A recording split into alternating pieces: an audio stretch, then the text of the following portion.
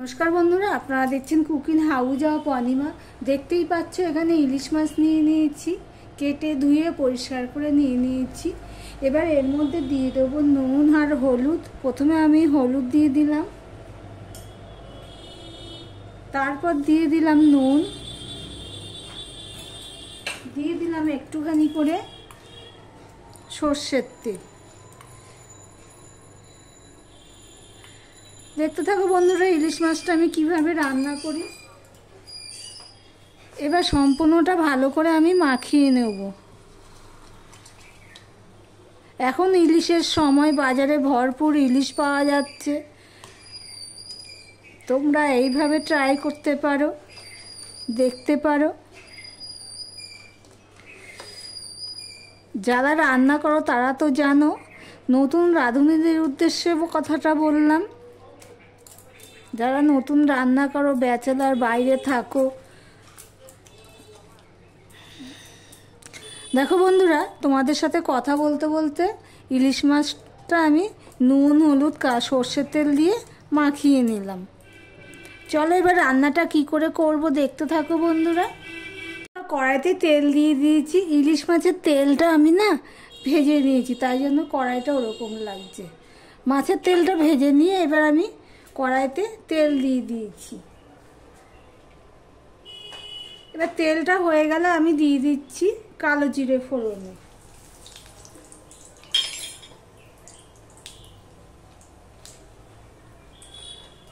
কালো জিরেটা ফোড়ন হয়ে গেলে আমি দিয়ে দিলাম একটা টমেটো আর 4টে কাঁচা লঙ্কা। টমেটো আর কাঁচা লঙ্কাটা আমি দিয়ে দিলাম।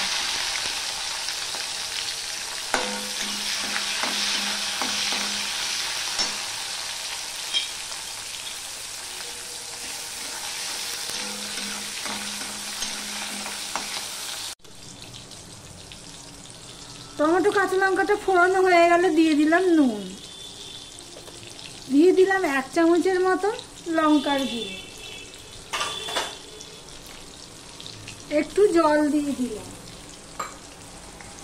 দিয়ে এবার আমি এটা কষিয়ে নেব। লঙ্কার গুঁড়োটা দিয়েছি, আর টমেটোগুলো নরম হয়ে গেছে, এগুলো আমি পেস্ট করে দেবো। এই পর্যন্ত যারা ভিডিওটি দেখছে লাইক দিতে ভুলে গেছো, চট করে একটা লাইক দিয়ে কন্টিনিউ করো।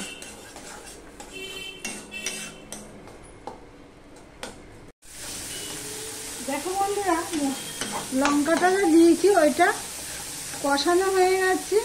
একটু হলুদ দিয়ে দিলাম, 1/2 চামচের মতন আমি হলুদ দিয়ে দিয়েছি। যে হলুদটা দিয়েও আমি একটুখানি কষিয়ে নিলাম। এবারে আমি জল দিয়ে দিলাম। ইলিশ মাছ রান্না করা বন্ধুরা খুবই সহজ, একদম সহজ আর খুব তাড়াতাড়ি হয়ে যায়। এবার ঝোলটা ফুটে ওঠার জন্য আমি অপেক্ষা করব। আর এদিকে দেখো সর্ষে, পোস্ত আর কাঁচা লঙ্কা নিয়েছি, এটা পেস্ট বানাবো। দেখো ঝোলটা ফুটে উঠেছে। এবার একে একে আমি যে মাছগুলো ম্যারিনেট করে রেখেছি সেগুলো আমি দিয়ে দেবো। প্রায় 20 থেকে 25 মিনিট হয়েছে মাছগুলো ম্যারিনেট করে রেখে দিয়েছি নুন, হলুদ, সর্ষের তেল দিয়ে। এবার আমি মাছগুলো এক এক করে সব দিয়ে দিচ্ছি।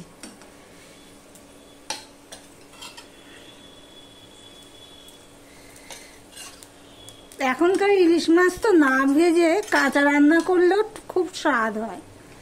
দেখো সমস্ত মাছগুলো আমি দিয়ে দিলাম।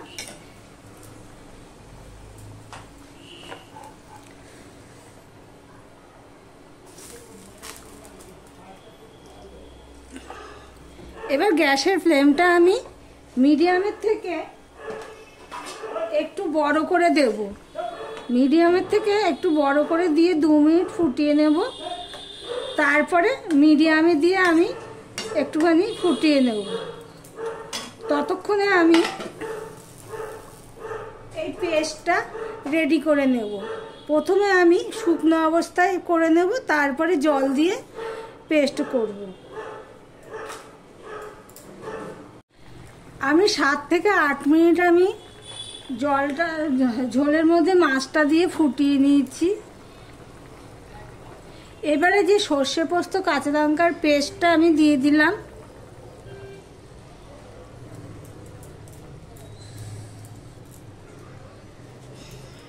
আমার ভিডিওটি যদি ভালো লেগে থাকে প্লিজ লাইক কমেন্ট শেয়ার করে দিও।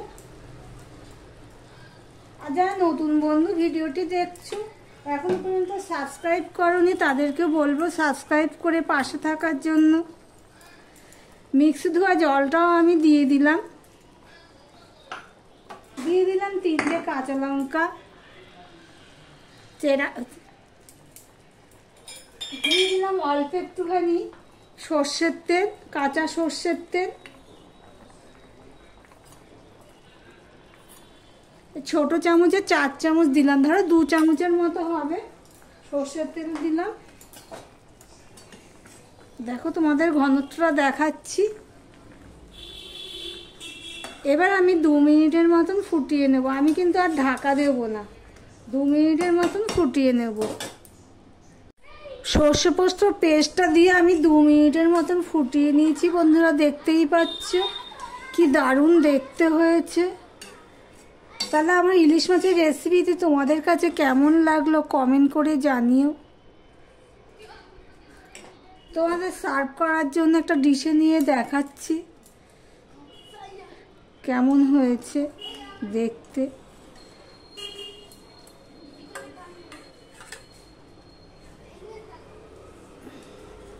এই 1 পিস মাছ আর একটু ঝোল দিয়েই পুরো ভাতটা খাওয়া হয়ে যাবে। তাহলে ভিডিওটি আজকের মতন এখানেই শেষ করলাম।